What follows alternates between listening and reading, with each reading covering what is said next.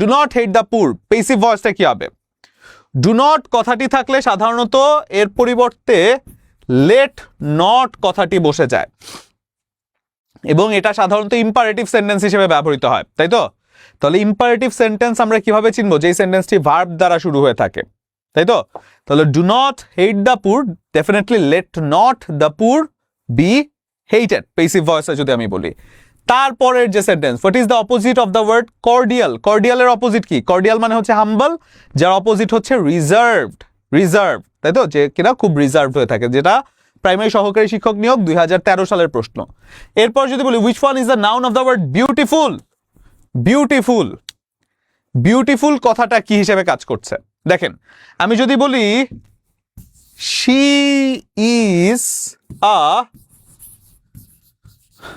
Beautiful girl, she is a beautiful girl, এখানে beautiful কথাটি definitely একটি কি হিসেবে কাজ করছে? অ্যাডজেক্টিভ হিসেবে কাজ করছে, তাই তো?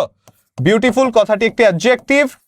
কিন্তু যদি আমি বলি যে she is such a beauty, she is such a beauty, সেক্ষেত্রে ফর এক্সাম্পল আমি যদি সেন্টেন্সটিকে এভাবে বলি যে শি ইজ